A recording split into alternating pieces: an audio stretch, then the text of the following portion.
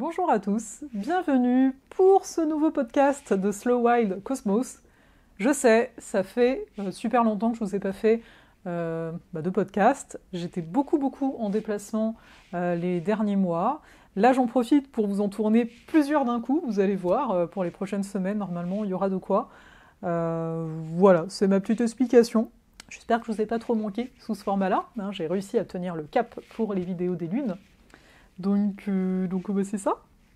Bon alors, pour ceux qui ne me connaîtraient pas du tout, je suis Parasabi, mieux connue sous le nom d'Ozalé, n'est-ce pas? Astrologue, j'aime bien dire astromage. Je vais m'assumer dans mon côté astromage, je vous préviens. Alors c'est quoi la différence avec un astrologue, vous allez me dire? C'est que je suis beaucoup plus dans l'expérimentation, on va dire ça comme ça, et dans le ressenti au niveau des astres et des planètes.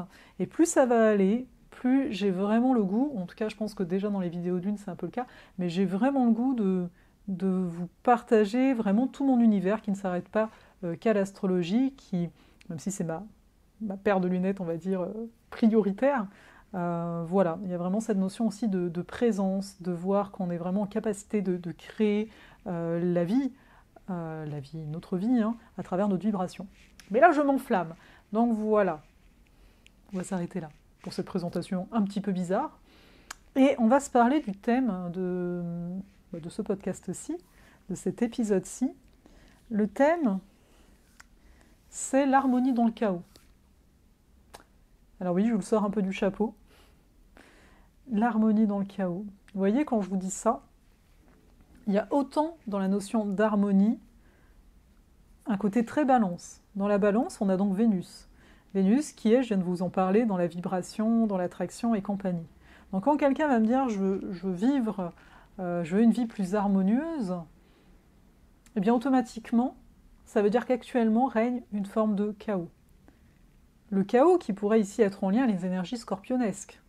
C'est-à-dire je remets tout en question, tout est remis en question.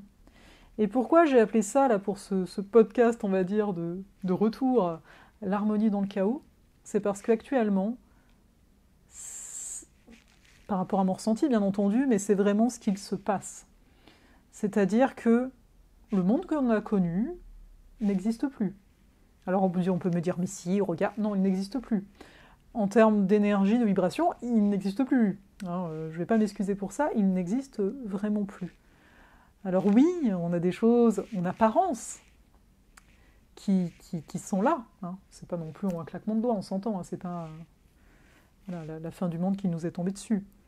Mais il y a une notion de chaos. Quand je vous parle de chaos, je vous parle vraiment que les repères qu'on a connus n'existent pas, que notamment l'avenir nous est incertain. Il a toujours été incertain, mais là, je ne sais pas comment vous le ressentez, mais il est particulièrement incertain. Entre les pays qui n'ont pas ouvert leurs portes, parce qu'ils font ça, les économies qui sont en train de se modifier totalement, on ne peut réellement plus que se fier à notre ressenti. Quelque chose qu'on n'a pas forcément appris. Et donc, quand on a cette notion de chaos, qu'il n'y a pas de repère, que tout est remis en question, pour obtenir l'harmonie, on voit qu'il faut une sacrée dose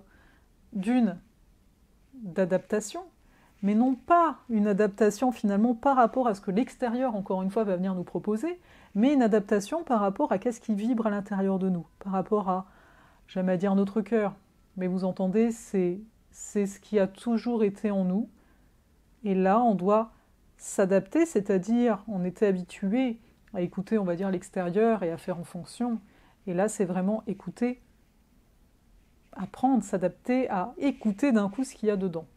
C'est pas quelque chose, encore une fois, qui est évident, parce qu'on ne nous a pas forcément appris les choses comme ça. Si on remonte plus loin, hein, quand on est bébé, hein, on est dépendant de l'extérieur. Si on ne nous donne pas à manger, etc., on va mourir. Et donc, quelque part, dans l'inconscient, on garde ça. On garde cette habitude d'attendre que l'extérieur va venir nous faire du bien, nous combler, ce que vous voulez. Et là, j'ai envie de vous dire, actuellement, on peut continuer, bien sûr, en partie à faire ça, mais on voit qu'on peut ressentir en tout cas un peu plus d'instabilité, un peu plus, moi, ce que j'appelle le chaos, tout simplement. Le chaos n'est pas négatif en soi, mais voilà, il n'y a plus vraiment ces repères. Et donc, être en quête de cette harmonie. Et voyez, c'est comme, finalement, c'est comme si on était dans un orchestre, que le chaos serait une sorte de cacophonie.